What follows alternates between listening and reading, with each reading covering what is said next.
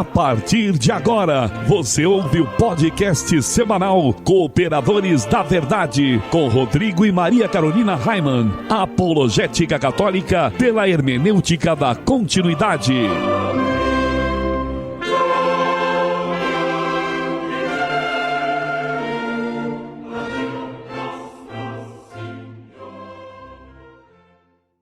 Olá, amigo ouvinte, paz e bem, aqui quem vos fala é o professor Raimann. Estamos começando mais um podcast semanal Cooperadores da Verdade, apologética católica pela hermenêutica da continuidade.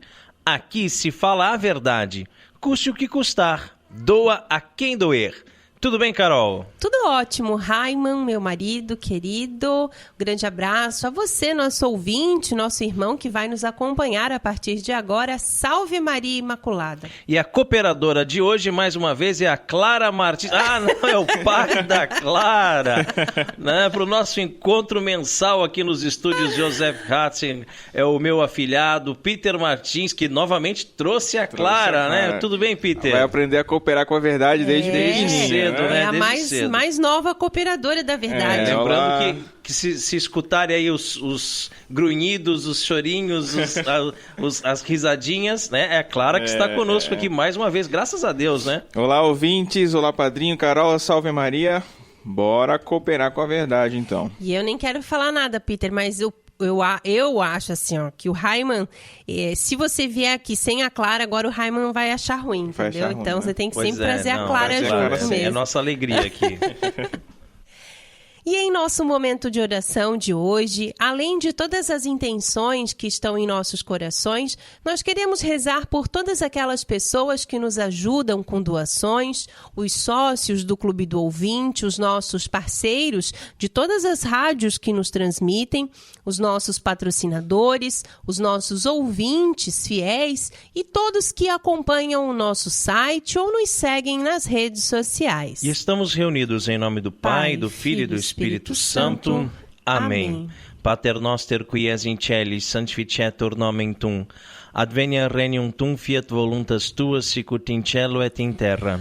Pane nostrum quotidianum da nobis hodie, et dimitis nobis debita nostra, sicut et nos dimittimus debitoribus nostris, et ne nos inducas in tentationem, sed libera nos a malo. Amém. Ave Maria, gratia plena, Dominus tecum. Benedicta tu in mulieribus, et benedictus fructus ventris tui, Iesus. Sancta Maria, Mater Dei, ora pro nobis peccatoribus, nunc et in hora mortis nostri. Amém. Gloria Patri et Filio et Spiritui Sancto, sicut erat in principio et nunc et semper et in saecula saeculorum. Amém. Senhor, fazei de mim um instrumento de vossa paz. Onde houver ódio, que eu leve o amor. Onde houver ofensa, que eu leve o perdão. Onde houver discórdia, que eu leve a união.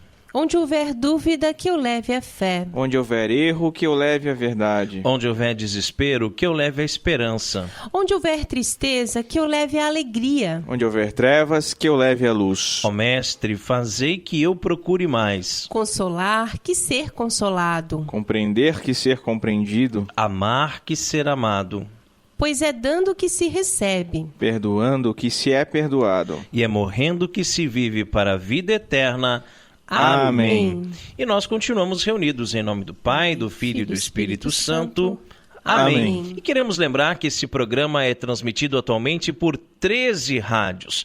E o abraço especial de hoje vai para a Rádio Navegantina de Navegantes, Santa Catarina. Abraço ao meu grande amigo, querido professor Orlando Navarro. Que saudade do Orlando, verdade, hein? Não apareceu mais por aqui. E um grande abraço também a todos os ouvintes da Rádio Navegantina. E no quadro A Vida dos Santos, nós estamos estudando a vida dos papas que foram canonizados. São os Santos Papas. Nós temos o costume de chamar o Papa de Santo Padre, não é mesmo? Mas isso não significa que ele seja santo. Na história da Igreja, Carol, nós já tivemos 265 papas. Papa Francisco é o número 266, mas nem a metade deles foi considerado santo. Aliás, alguns Muito pelo contrário. E no último programa nós falamos de São Cirício.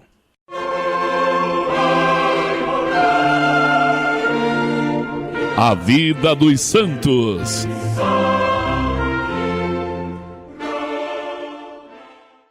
Peter, quem foi o Santo Papa escolhido para o programa de hoje? O Papa de hoje é Santo Anastácio I. Conta pro povo, então, Carol, um pouquinho sobre a vida de Santo Anastácio. Vamos lá. E a lista de nomes, assim, para filhos vai aumentando, né? Porque vai Cirício, aumentando. Anastácio... Nomes são lindos, os nomes né? fantásticos, né? Como é que fica no diminutivo, Peter? Anastáciozinho? Anastáciozinho. Que lindo, hein? Vem com o papai Anastáciozinho. Santo Anastácio nasceu em Roma no ano 340. Anastácio era filho de Maximus, um cidadão romano com pouca influência.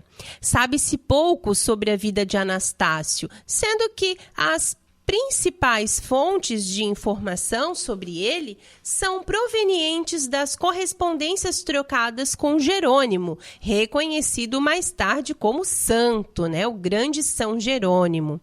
Sabe-se, contudo, que o contexto em que viveu já oferecia privilégios muito maiores aos cristãos do que nos seus antepassados. Os seguidores de Jesus Cristo já não eram mais intensamente perseguidos e o paganismo perdia a influência gradativamente. Com esse cenário, Anastácio foi eleito no dia 27 de novembro de 399 para suceder o Papa Cirício. O Papa Anastácio I, logo ao tomar posse, tinha um problema duradouro para solucionar: o cisma entre a Igreja de Roma e a Igreja de Antioquia, sobre o qual obteve muito sucesso. Administrando, então, sob uma situação mais confortável, o Papa empreendeu uma batalha contra os seguidores de costumes que julgava imorais. Estavam incluídos nesta categoria os indivíduos que defendiam a ideia da união entre matéria e divindade. Assim, enfrentando os ditos hereges, Anastácio I condenou o maniqueísmo, o donatismo e, em especial, o origenismo, que eram os seguidores de Orígenes de Alexandria, um escritor cristão de grande erudição que influenciou muitos outros escritores cristãos e que misturava elementos da gnose e do cristianismo, afirmando a tal restauração final de todos os seres. Sua condenação foi um pedido de Teófilo de Alexandria, patriarca da cidade. O donatismo também não era bem recebido pelo Papa. Era considerado herético e cismático. Os seguidores da doutrina que surgiu no norte da África argumentavam que a Igreja não deveria admitir e perdoar os pecadores. O papado de Anastácio I deixou como principal legado para a liturgia católica a obrigação dos sacerdotes permanecerem de pé durante a leitura do Evangelho. No mais, seu papado foi muito curto, foi apenas 2 anos, e ele faleceu no dia 19 de dezembro de 401, aos 61 anos de idade, de causas desconhecidas ainda. Quando a Carol disse ali que os sacerdotes seriam obrigados a permanecerem de pé durante a leitura do Evangelho, ela deu uma olhadinha para mim, não sei se você percebeu, Peter, não sei percebi. O que ela quis dizer com esse olhar ali, eu não consegui captar a mensagem. Mas, Carol, você sabe que hoje nós estamos acostumados que a homilia é feita pelo sacerdote em pé, mas nessa época a homilia era feita sentado, né? Você sabe que não existia cadeira dentro dos templos, né, das igrejas. Os fiéis, eles ficavam todos em pé. Todos aglomerados, suando ali dentro, porque não tinha ar-condicionado, não tinha ventilador, não tinha nada, e todo mundo em pé. E às vezes, homilias que duravam 1 hora, 1h30, o povo cansando ali, né, em pé. E o padre, ele o sacerdote proferia a homilia sentado, né, sentado, da cadeira. E ali, por isso surge até esse termo que a gente fala de ex-cátedra, né, da cadeira. Então, os ensinamentos dos bispos sempre vinham da cadeira, da cátedra, né? E aí havia esse costume de já quererem, já que já vou ficar sentado para a homilia, já vou ficar sentado na proclamação do evangelho. Já é coisa de padre folgado da época, né? Preguiçoso. O povo todo lá em pé e eles queriam proclamar o evangelho, ler o evangelho sentados. Aí o Anastácio disse, não, vamos proclamar o evangelho em pé, né? Depois vocês sentam para a explicação. Porque a explicação do evangelho é como uma aula, né? Eu acho interessante também, não quero me alongar muito nesse assunto, mas eu, como sou professor de sala de aula, eu percebo às vezes umas conversas assim da supervisão da escola, da direção da escola, nos conselhos de classe, de que acham ruim se o professor ele está ensinando sentado, né? Ele acha que o professor tem que ficar a aula inteirinha em pé. Eu costumo ficar... A aula inteira e todas as aulas, né? E todas durante as a semana aulas. toda. Exatamente, é uma beleza. Né? Eu costumo ficar a maior parte da aula em pé. Eu sento assim raramente para fazer chamada. Se bem que tem algumas turmas que você tem que fazer a chamada em pé, lá no meio da sala, para eles poderem responder, senão eles não respondem. Mas a maior parte da aula eu fico em pé. Porém, às vezes, tem alguns temas assim que tão serenos e que a turma está colaborando tanto, está fazendo silêncio, está prestando bastante atenção, que você não precisa elevar muito a voz, você pode falar assim com um tom assim mais agradável, que eu acho que é até conveniente que seja dito em pé, dito sentado, porque de fato você está ali magistrando, dali vem, né, o magistério da igreja, né, o magister, né, o ensinar. Ensinar, o mestre está sentado, está na cadeira, está na cátedra. Santo Anastácio I, rogai por nós. Encontre os Cooperadores da Verdade nas principais redes sociais: Twitter, Instagram, SoundCloud, Facebook e YouTube, como Os Cooperadores. Isso aí, e não se esqueça também de visitar o nosso site, cooperadoresdaverdade.com. Feller Contabilidade, do nosso amigo Diácono Vital. A Feller Contabilidade fica na Rua Aldílio Garcia, número 479. Nesta você pode confiar. Atendimento de segunda a sexta-feira, das 8 ao meio-dia e das 13h30 às 17h30. Telefone 3346-2333. fellercontabilidade@matrix.com.br, em frente à Secretaria da Paróquia São Cristóvão de Itajaí, Santa Catarina. Feller Contabilidade, a sua empresa nas mãos certas. E se você também gostaria de anunciar a sua empresa no programa Cooperadores da Verdade, entre em contato conosco e ajude-nos a evangelizar. Chegou a hora de mergulharmos nas fontes franciscanas. Que seu alto ofício seja mais uma carga que um cargo.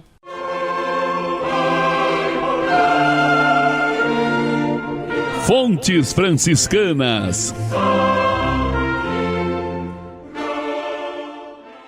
Às vezes, vivemos a vida como se não houvesse amanhã. Não nos preocupamos com o futuro, gastamos todo o nosso salário em festas, bebidas, e só depois de velhos é que vamos nos dar conta que está na hora de sair de casa da casa dos pais e não temos para onde ir. Ih, complicado, hein? É complicado. E tem gente que nem se dá conta que tem que sair da casa dos pais. Já está com 40 anos e está lá na casa dos pais ainda, né? É. Desperdiçamos tempo e dinheiro com bobagens quando poderíamos ter economizado para comprar um terreno, construir uma casa ou até mesmo comprar um apartamento desses financiados por 30 anos, né? Às vezes usamos os recursos da natureza como se, ao morrermos, o planeta também fosse deixar de existir. Usamos egoisticamente sem nos preocuparmos com o planeta que deixaremos para os nossos filhos e netos. Desperdiçamos a água, poluímos, não reciclamos o lixo e etc. Às vezes, levamos uma vida leviana, promíscua, desonesta e em pecado, como se o nosso tempo na Terra totalizasse completamente, totalizasse nessa vida. Esquecemos que temos uma alma que é imortal e que tudo que fizermos de errado aqui, teremos que pagar na vida eterna. Da mesma forma, tudo que fizermos de certo aqui, gozaremos da vida eterna. Exato, seremos recompensados, né? A lei da ação e reação, né? Quando iniciamos uma obra, temos que preparar as pessoas para darem continuidade a ela. E se não quisermos que a obra simplesmente acabe, né? Você não vai durar para sempre. Tem que ter um sucessor. A mesma coisa se você tem uma empresa. É verdade, é verdade. Francisco de Assis nunca quis fundar uma ordem e acabou fundando 3. Ele só queria viver a radicalidade do Evangelho de Nosso Senhor Jesus Cristo em pobreza, castidade e obediência. Mas o Senhor lhe deu irmãos e as ordens foram surgindo. Os frades menores, as clarissas e os franciscanos seculares. Todas elas com muitas ramificações, sendo que hoje existem milhares de seguidores de São Francisco no mundo inteiro. Inclusive entre os protestantes, né, gente? É verdade. Existem franciscanos luteranos, franciscanos anglicanos, né? Entre os protestantes também tem franciscanos. Maravilha, né? E já são muitos os franciscanos que foram canonizados pela Igreja e muitos que assumiram importantes cargos, chegando até mesmo a ser Papa. Francisco parecia não se preocupar com um sucessor, com quem iria ser o ministro-geral da ordem depois dele, por exemplo. Não que ele fizesse pouco caso disso, mas pela sua confiança no Senhor. Ele sabia que Deus iria se encarregar de cuidar da sua ordem. Jesus escolheu Pedro, como podemos conferir no Evangelho escrito por Mateus, capítulo 16, versículos 18. Tu és Pedro, e sobre essa pedra edificarei a minha igreja. E o confirmou: apacenta as minhas ovelhas. Como podemos conferir no Evangelho escrito por João, capítulo 21, versículo 17. Não que Pedro fosse capacitado para isso ou fosse mais santo que os outros apóstolos, né? Mas o mais dócil ao Espírito Santo para se deixar guiar por ele. Francisco, quando questionado por um frade que sempre se interessava muito pelas coisas de Deus, levado por sua devoção para com a ordem a respeito de quem o sucederia, respondeu que ninguém era apto para tal feito. O frade pediu ao santo: Pai, tu vais passar e a família que te seguiu vai ser deixada no vale de lágrimas. Indica alguém que conheças na ordem, em quem o teu espírito possa descansar e a quem possas confiar com segurança a responsabilidade do serviço geral da ordem. E a isso São Francisco respondeu, entremeando suas palavras de suspiros. Abre aspas.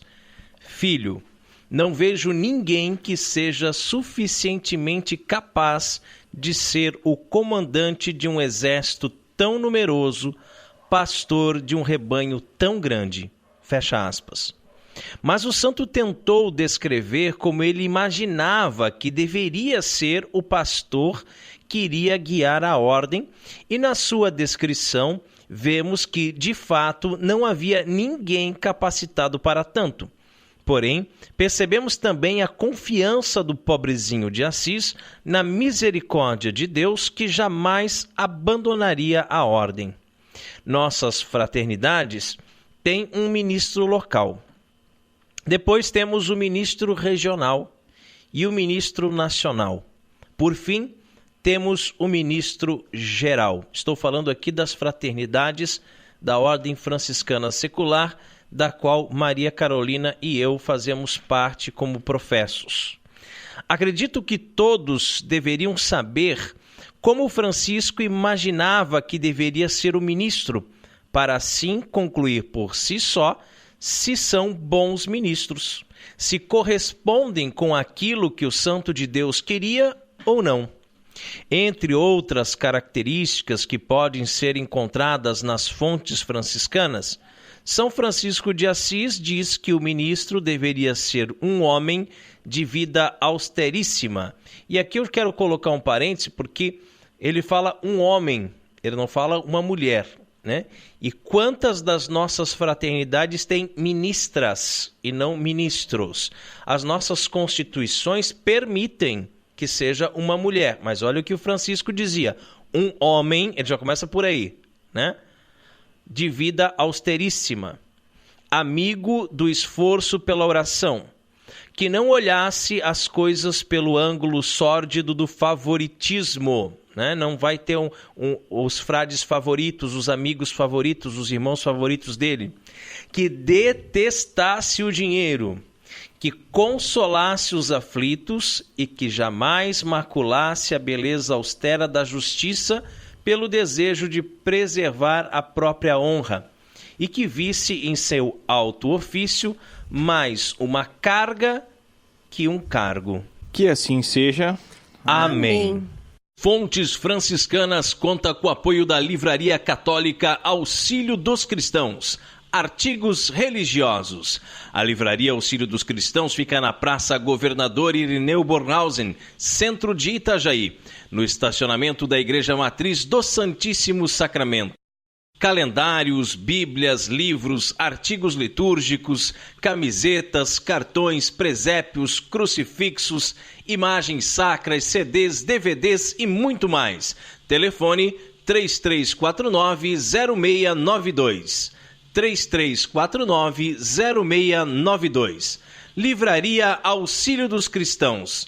21 anos de tradição. E com o objetivo de adquirirmos um novo notebook para a gravação do nosso programa, nós estamos fazendo uma vaquinha.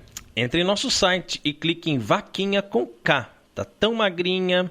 O link fica no canto superior direito. Precisamos da sua ajuda para melhor servi-lo. Mas se você preferir, também pode se tornar sócio do nosso Clube do Ouvinte, o Clube do Ouvinte Cooperadores da Verdade.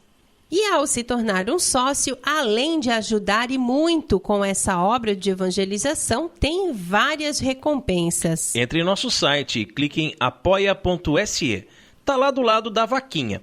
Você pode contribuir com qualquer valor a partir de R$5 e assim nos ajudar a evangelizar. Não fique de fora dessa, seja um sócio evangelizador. Nós contamos com você. E no quadro mais treteiro do nosso programa, hoje vamos falar sobre revolução e marxismo cultural.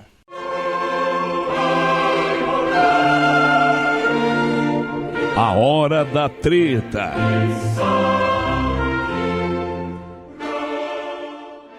Marxismo cultural. Uma breve visão histórica. Treta, treta, treta, alerta de treta, treta, treta. Em 1989, houve um acontecimento que mudou a história recente da humanidade. A queda do Muro de Berlim. Eu sei que vocês são novinhos aqui, mas eu lembro muito bem disso, lembra? né? Estava na sexta série quando aconteceu isso. E o que aconteceu na prática foi o suposto desaparecimento do comunismo real diante daquilo que parecia uma vitória do capitalismo, ou uma vitória de dois homens específicos. Presta atenção. O então presidente dos Estados Unidos, Ronald Reagan, anticomunista ferrenho, e quem? O Papa João Paulo II, São João Paulo II, que foi vítima do comunismo na Polônia. E foi protagonista, né? Um dos maiores combatentes do comunismo no mundo, né? E ele que ajudou, né? Que pediu pessoalmente, né, para o Ratzinger escrever pro Boff, excomungando o Boff, né? Olha só. Então, você vê que João Paulo II teve muito presente em tudo isso, né? Sim, sim. 2 anos antes da queda do Muro de Berlim, em 1987, Ronald Reagan, olha meu inglês, Ronald Reagan, tá muito bom, teu inglês tá muito bom, very good. Diante do portão de Brandemburgo, em Berlim, falando a respeito do secretário-geral do Partido Comunista, Mikhail Gorbachev, acho que é isso, né? Meu russo não está muito bem afinado. Né? Pediu aquilo que todos os homens de boa vontade desejavam. Meu inglês de novo aqui, ó. Mr. Gorbachev, open this gate. Mr. Gorbachev, tear down this wall. Então, em 1989, diante da queda do muro, o capitalismo, os valores do Ocidente e o Papa João Paulo II pareciam ter triunfado. Pareciam, né, Carol? Porém, na ocasião da viagem de João Paulo II a Cuba, um jornalista perguntou a Fidel Castro como o líder cubano se sentia ao receber a visita do homem que havia derrubado o comunismo. E Fidel Castro respondeu, abre aspas, eu não desprezaria assim Mikhail Gorbachev, fecha aspas. Hoje, cada vez mais se percebe que tudo o que aconteceu foi de caso pensado. Declarações do próprio Gorbachev e de alguns comunistas já previam a necessidade de se promover uma aparente morte do comunismo para que o espírito e o ideal do comunismo se alastrassem no Ocidente. Os próprios comunistas compreendiam que havia uma espécie de queda de braço na Guerra Fria e que estavam perdendo a disputa. A guerra indicava uma vitória dos Estados Unidos, que estavam muito melhor do que os soviéticos. Quando os Estados Unidos estavam vencendo a batalha militar, os comunistas se dirigiram para outro campo de batalha e já há décadas haviam percebido que o caminho da vitória sobre o capitalismo não era o militar, mas sim o cultural. É isso aí. E deu merda, né? Deu merda, né? A hora que ela começou a falar ali que não era o campo militar, mas o cultural, eu me lembrei, vai dar merda, vai dar merda. E deu, né? E deu. Mas como aconteceu o triunfo da linha marxista cultural, que parecia originalmente heterodoxa?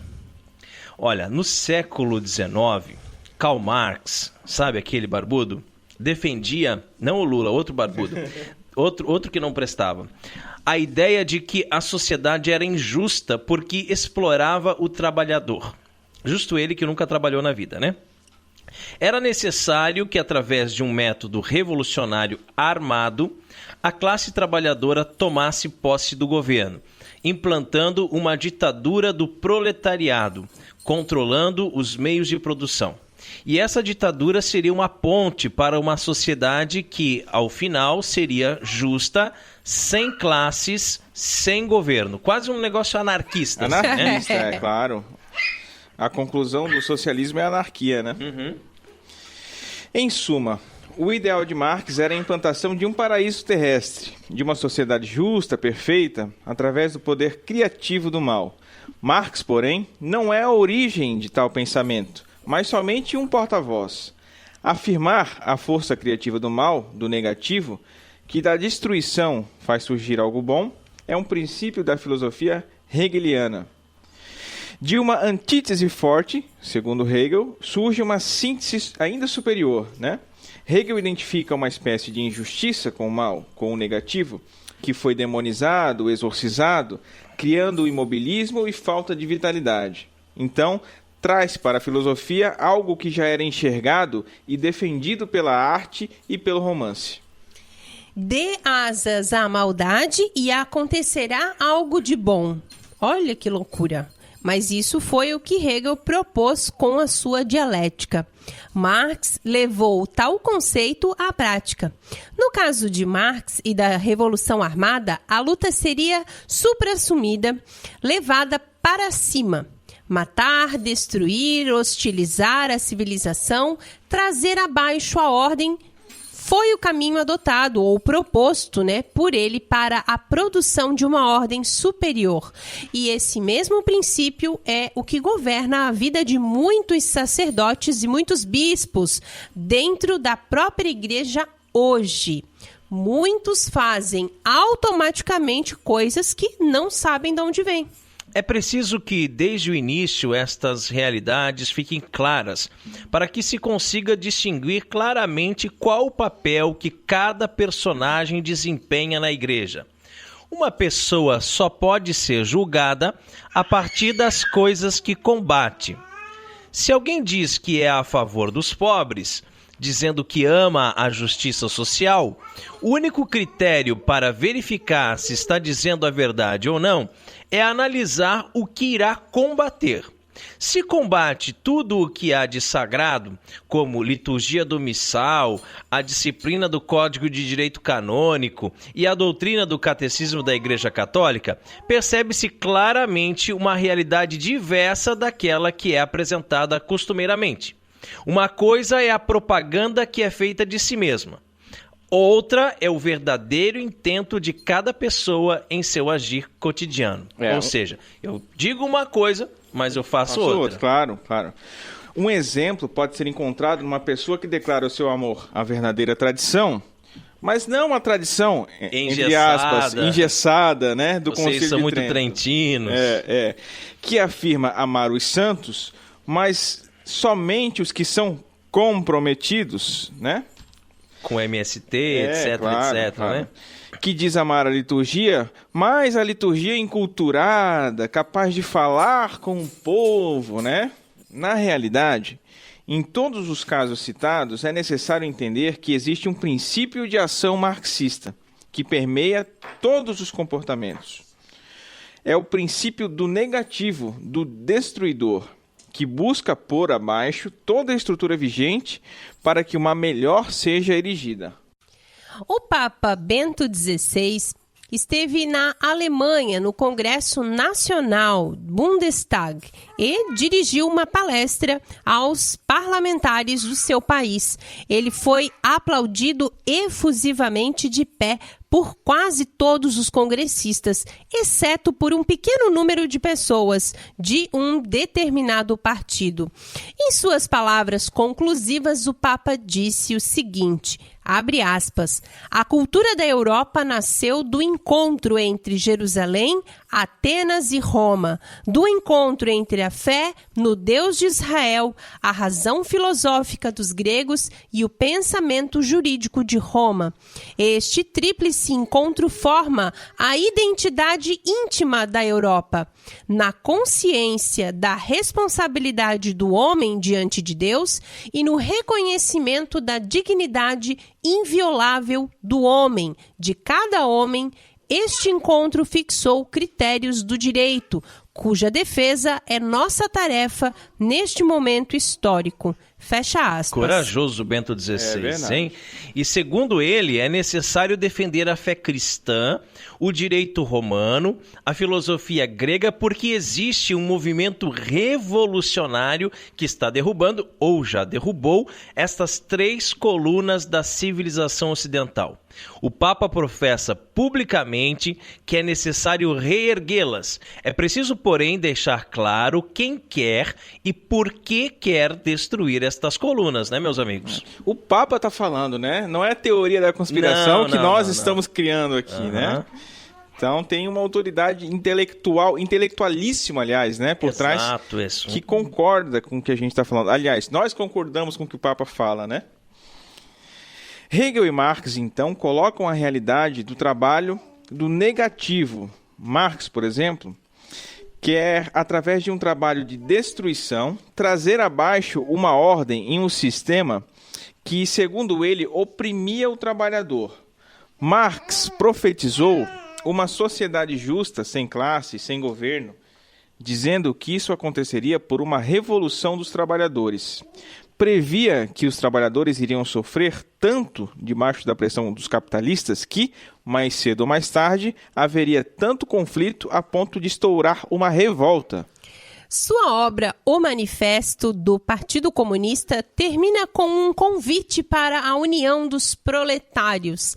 Imaginava que os trabalhadores dos diversos países da Europa iriam se unir contra os capitalistas, impondo uma ditadura do proletariado. Isso, porém, nunca aconteceu. Caiu do cavalo, hein? Caiu do cavalo, hein? Apesar de ter acontecido uma guerra, não é mesmo? Foi a Primeira Guerra Mundial. Os trabalhadores, eles não se uniram para lutar contra os proletariados, mas para lutar contra outros trabalhadores. Depois da Primeira Guerra Mundial, o marxismo estava em plena crise teórica.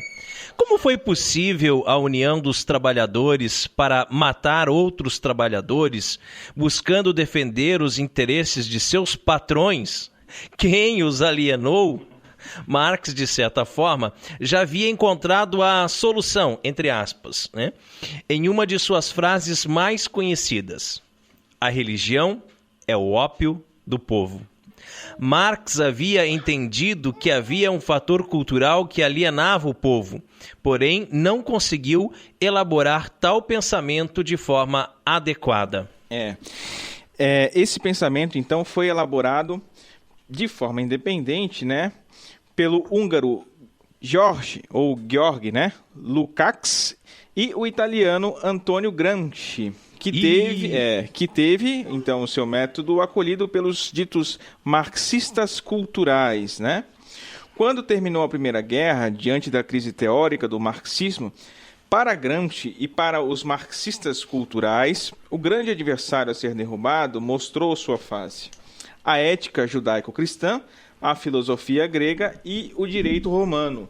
Justamente os 3 pilares que Bento XVI falava que sustentam a civilização ocidental, né? Exato. Eram como uma espécie de veneno, né? Esses 3 pilares para Gramsci, então, era como uma espécie de veneno que alienava as pessoas, impedindo os trabalhadores, que Marx citava lá atrás, de lutarem de forma revolucionária, né? E aí a gente percebe como o marxismo, principalmente aqui na América Latina, é gramsciano, né? Porque realmente o que eles querem destruir são esses 3 pilares. Isso. Né? A cartilha marxista cultural de Gramsci aqui foi aplicada integralmente. Exato.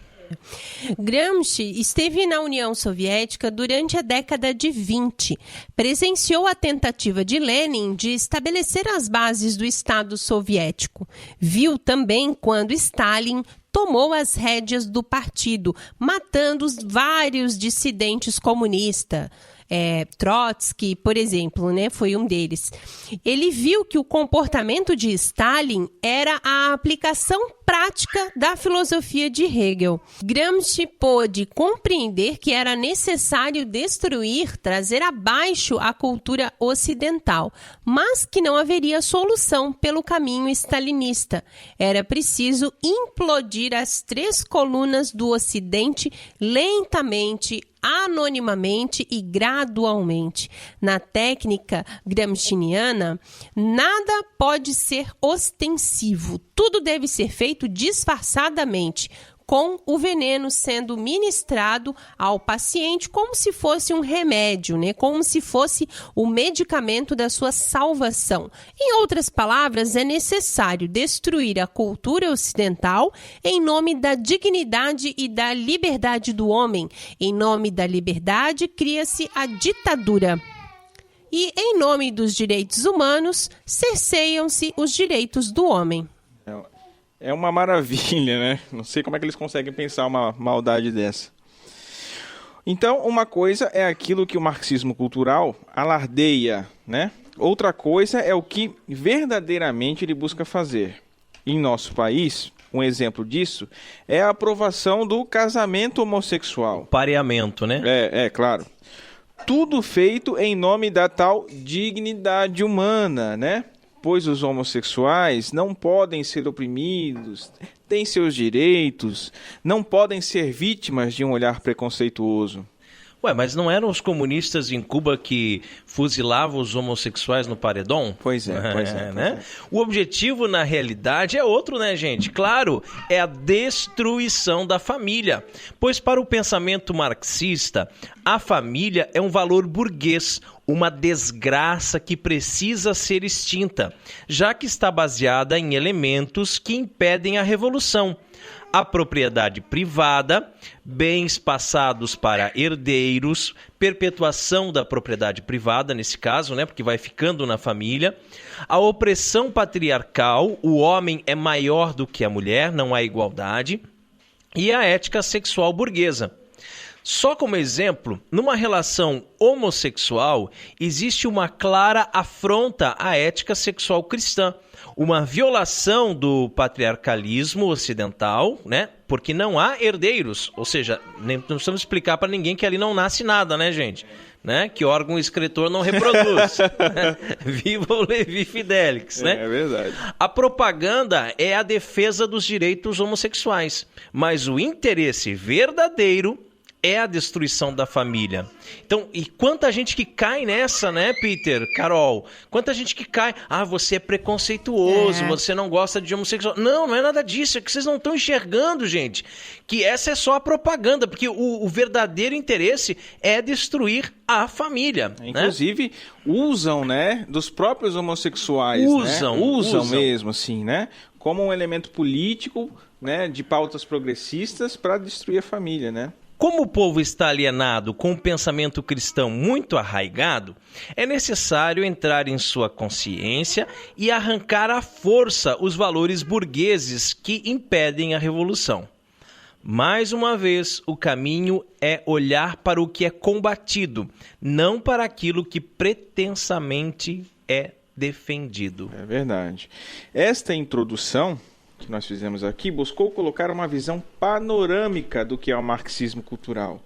Marx quis implantar uma sociedade nova aqui na Terra, né? Gramsci mostrou que os meios para tal empreendimento são culturais, já que os métodos armados que Marx havia previsto lá no início não deram certo, né? O que Gramsci propõe é a mudança interior das pessoas, pois somente assim acontecerá verdadeiramente o início da nova sociedade. É necessário aculturar as pessoas, né? Deixá-las sem culturas, né? Acabar com a cultura de cada uma delas. É verdade. E Karl Marx já havia identificado uma problemática cultural na alienação do proletariado, ao dizer que a religião é o ópio do povo.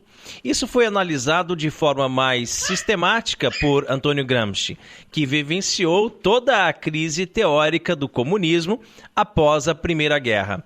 Essa crise do marxismo, por sua vez, gerou 2 filhos, o fascismo e o marxismo cultural, cada um deles com uma proposta bastante clara para chegar aos seus objetivos de dominação. O fascismo, que também é um filho bastardo do comunismo, foi o caminho encontrado por Mussolini e Hitler para implantar a revolução nas suas nações. Ambos queriam a mesma coisa que Lenin e Stalin, ou seja, uma sociedade sem mercado livre, justa, né, entre aspas, e com igualdade, também entre muitas aspas, e um Estado forte, obtido através de uma ditadura totalitária. Eles achavam que a ideologia de classe não era um chamariz atraente o suficiente para fomentar a revolução marxista. Hitler e Mussolini perceberam que, na Primeira Guerra, né, um sentimento patriótico que levou o povo a lutar, a defender os interesses burgueses, né?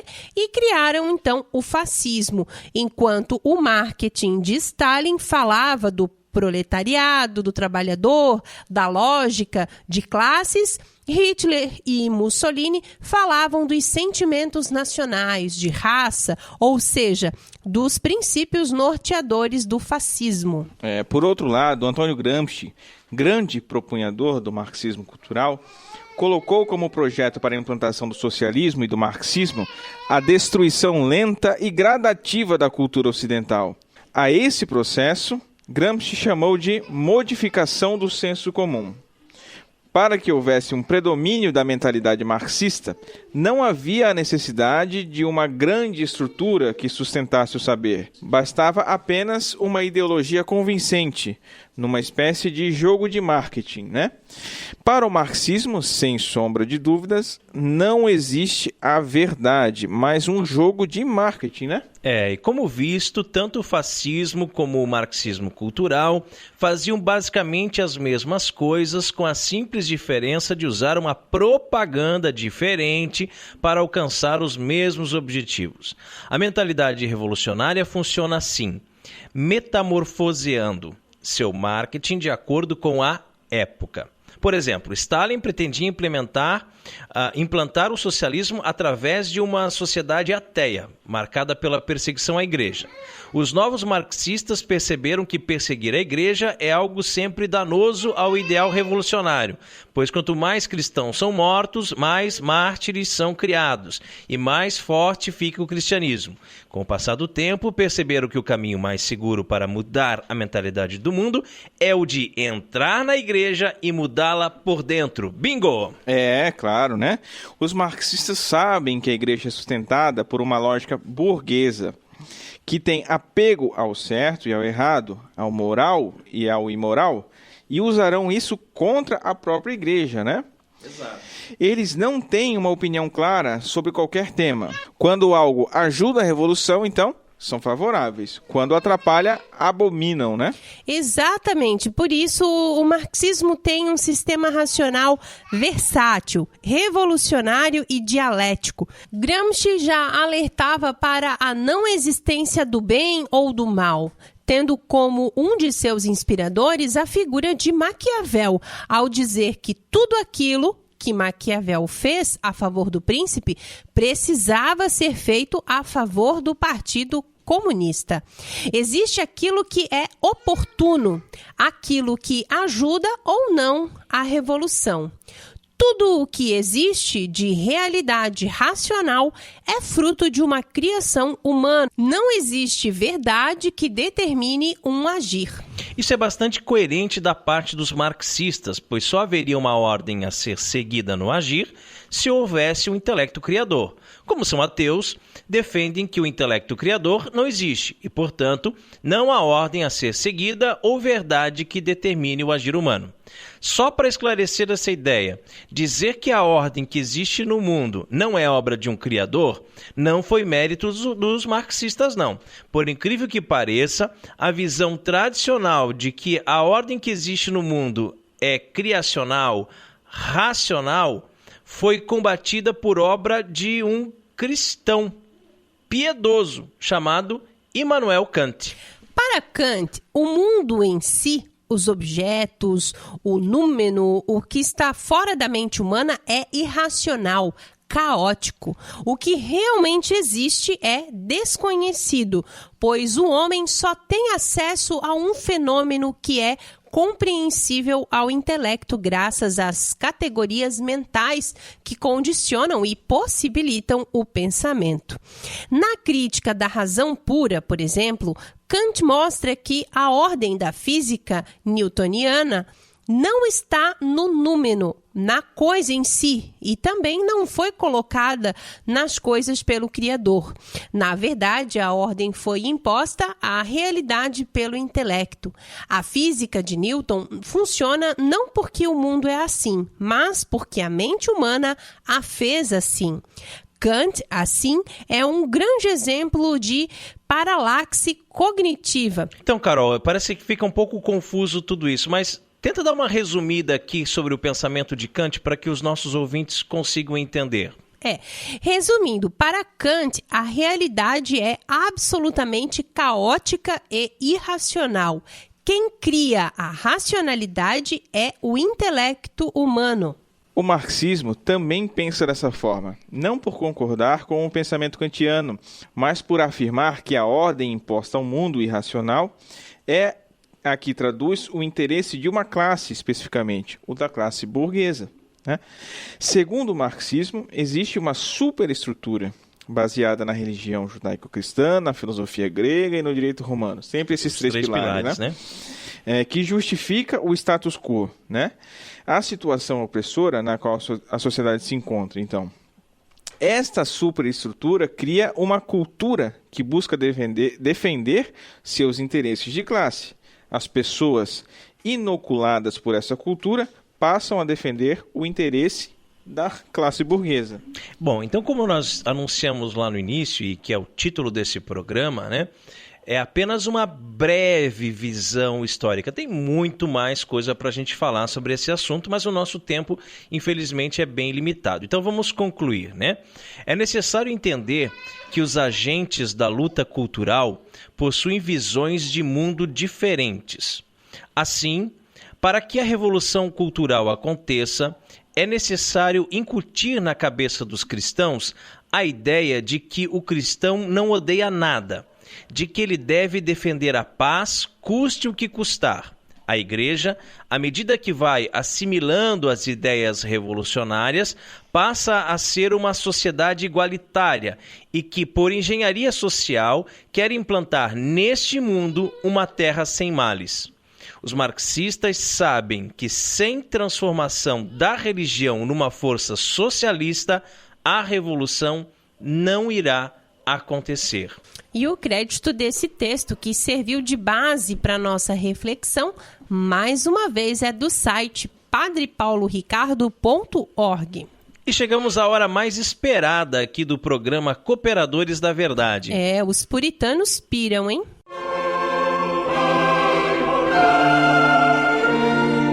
Catolicismo e cerveja. E a cerveja de hoje é uma Viena da Bayer Beer, a Guarani. A cervejaria Bayer Beer foi fundada em 1921 por João Bayer, em Tijucas. Aqui em Santa Catarina. Do ladinho aqui de Itajaí. E a cervejaria se manteve no mercado por mais de 30 anos, fechando as portas na década de 60. Ela foi resgatada pela família Philgraff, será que é isso, Raimon? Em Florianópolis, em 2015, a fim de restabelecer a tradição e o jeito Bayer de fazer e comercializar cerveja.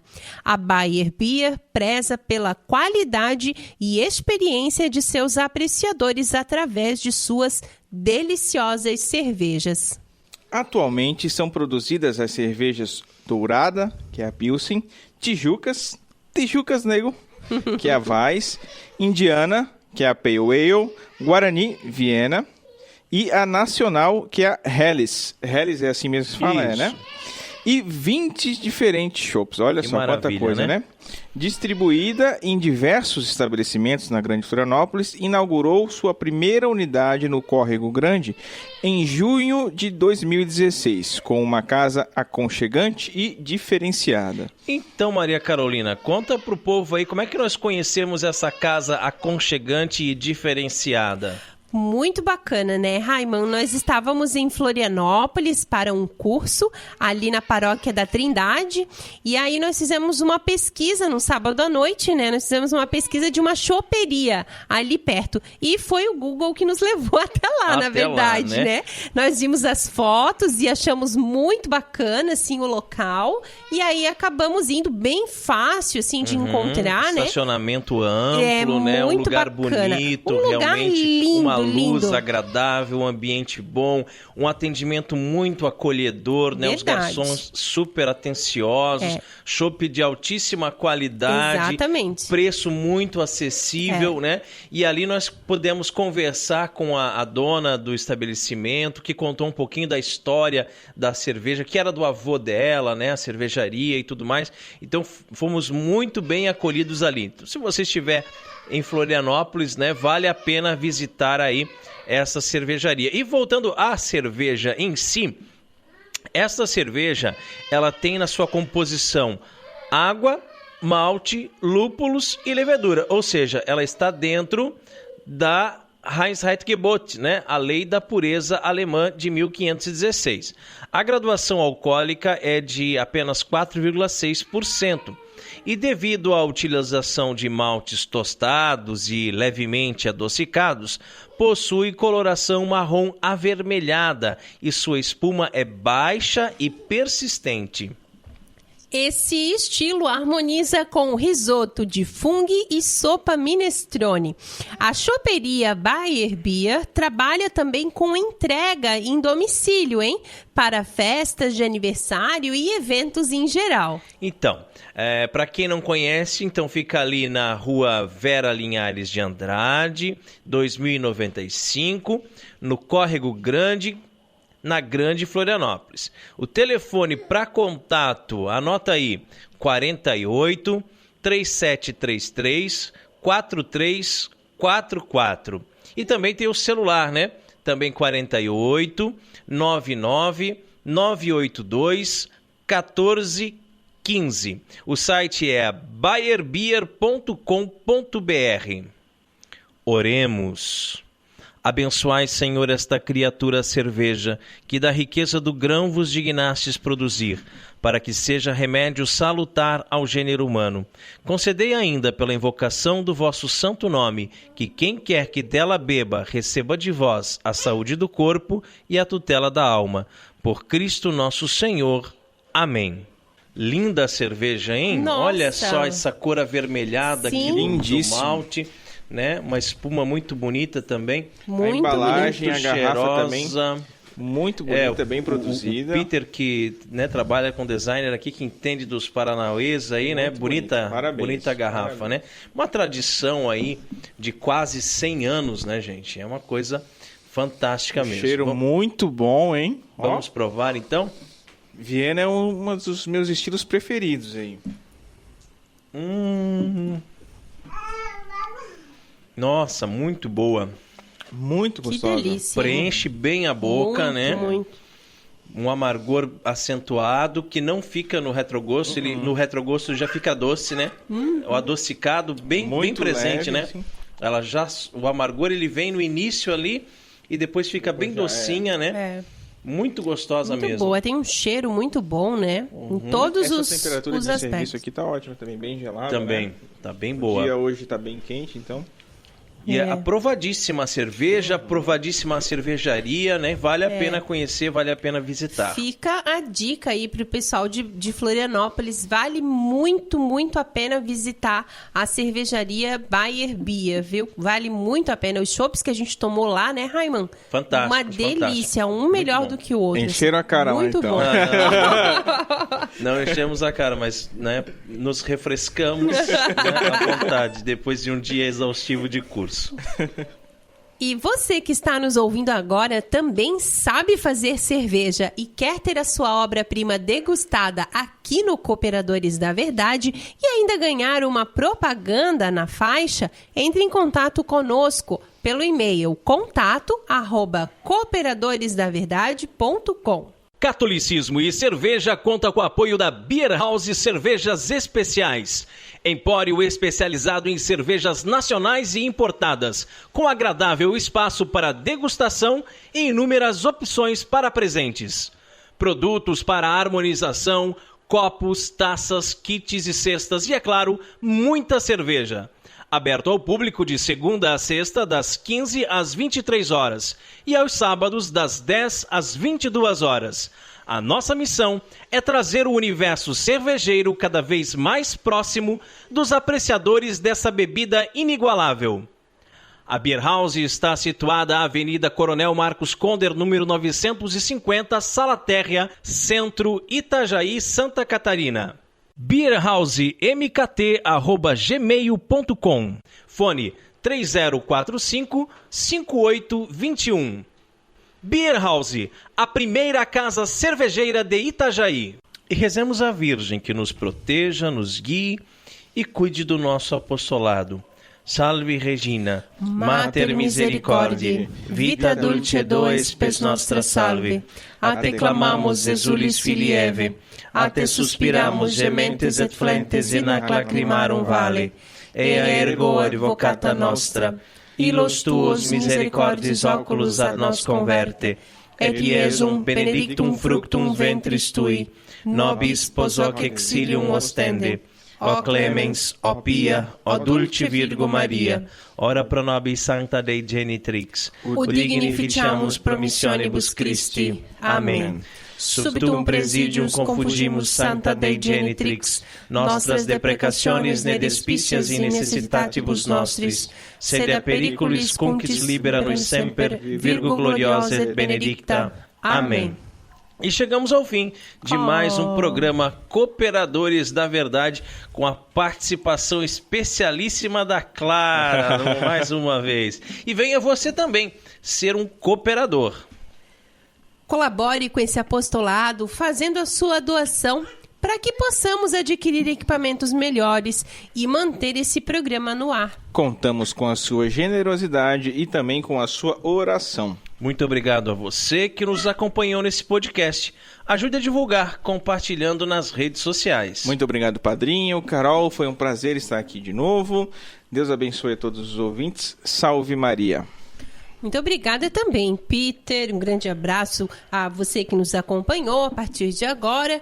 Muito obrigada, né? Um grande abraço. Salve Maria. Obrigado, Peter, meu querido afilhado. Obrigado, Carol, meu benzinho. Obrigado a Clara. Mostra a língua, Clara. Mostra a língua. Clara, mostra a língua. Deus abençoe a todos. Paz e bem.